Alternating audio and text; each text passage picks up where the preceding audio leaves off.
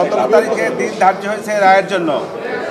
আমি আমার প্রত্যাশা আমার ক্লায়েন্টরা খালাস পাবে, এটা আমি বিশ্বাস করি, আমার প্রত্যাশা এটা। এবং আমি লার্নেড ট্রাইব্যুনালের সকল জাজেসবৃন্দকে আমি ধন্যবাদ জানাই যে তারা অতি কষ্ট করে এই মামলাটা সাক্ষী জবানবন্দি জেরা সমস্ত কিছু সমাপ্ত করেছেন এবং তৎপরবর্তীতে রায়ের জন্য দিন ধার্য করেছেন। এই জন্য তাদেরকে আমার ধন্যবাদ। আর কেন আমি প্রত্যাশা করি সেটা বিভিন্ন সময় আমি বলেছি। আমি মনে করি যে আমার সাক্ষীর যে সমস্ত জবানবন্দি হয়েছে তার প্রেক্ষাপটে যে সকল জেরা হয়েছে, জেরার প্রেক্ষাপটে বিভিন্ন সময়ে বিভিন্ন সাক্ষীদের কাছ থেকে আমি বিভিন্ন রকমের গুরুত্বপূর্ণ বেশ কিছু তথ্য সাক্ষীর মাধ্যমে আনতে সক্ষম হয়েছি। সব কিছু মিলিয়ে দার্লিক সাক্ষ্য সব জায়গায় আমি কন্ট্রোভার্সি ক্রিয়েট করার চেষ্টা করেছি এবং বিভিন্ন সময় দার্লিক সাক্ষীর উপরেও কন্ট্রোভার্সি ক্রিয়েট হয়েছে বলে আমি বিশ্বাস করি। সব কিছু মিলিয়ে আমি বিশ্বাস করি আমার আসামিদ্বয় খালাস পাবে।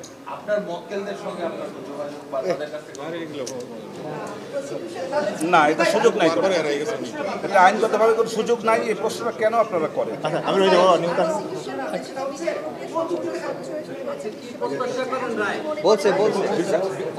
বিচার প্রক্রিয়া আমার দেখা মতে কোনো অস্বচ্ছতা আমি দেখি নাই, কারণ আমাকে কেউ কোনো রকমের ইন্টারাপ্ট করে নাই, এটা আমি বলতে পারবো। আর এছাড়া কোনো অস্বচ্ছতা আছে কি না তা আমার জানা নাই। আমাকে এই জায়গার সহযোগিতা যে জিনিসটা মামলা করতে গেলে যে সহযোগিতা সবার আগে লাগে সেটা হলো ডিফেন্স কাউন্সিল থেকে আসামিদের পক্ষ থেকে দলিল দস্তাবেজ দিয়া তথ্য দিয়া আমাকে যদি সহায়তা করতে পারতেন সেটা হলো সহযোগিতা। আর রাষ্ট্রপক্ষ থেকে আমাকে মামলাটা করতে হয়েছে, রাষ্ট্রপক্ষ থেকে যে সমস্ত কাগজপত্র ডকুমেন্ট দলিলাদি আমি পেয়েছি তার আলোকে আমাকে আপনার মামলা করতে হয়েছে। সেইখান থেকে রাষ্ট্রপক্ষ থেকে আমাকে কোনো রকমের ইন্টারাপ্ট করে নাই এবং তার যথেষ্ট কাগজপত্র যা যা দরকার, যা যা ওনাদের কাছে ছিল নিয়ম অনুযায়ী আইন অনুযায়ী যে সমস্ত ডকুমেন্টস আমার পাওয়া উচিত সে সবগুলি ওনারা আমাকে দিয়েছে।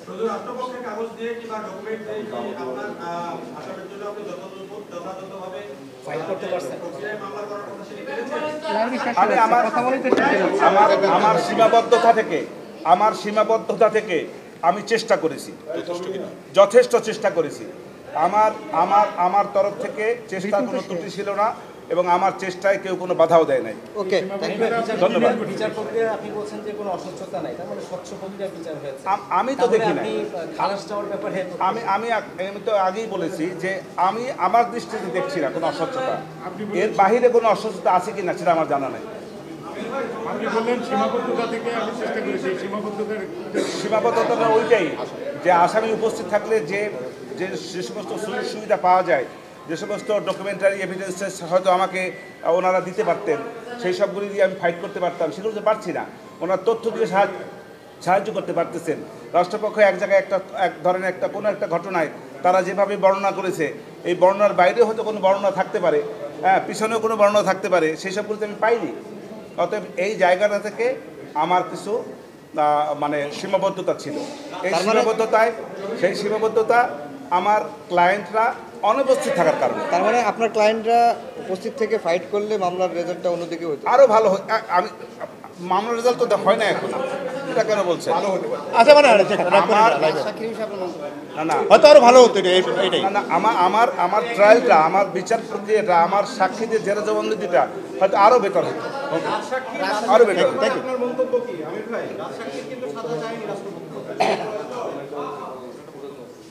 আমি তো রাজসাক্ষীর সাজা চাবো না, সে তো আসামি, আমি তাকে সাজা চাবো কেন? আমি তো তার কথা বিভিন্ন জবানবন্দিতে আমি বলেছি বিভিন্ন সময় যে সে তার নিজেকে বাঁচার জন্য আমার আসামিদেরকে ভর করে নিজে বাঁচার জন্য সেই নিজেকে অ্যাপ্রুভার ডিক্লেয়ার করেছে।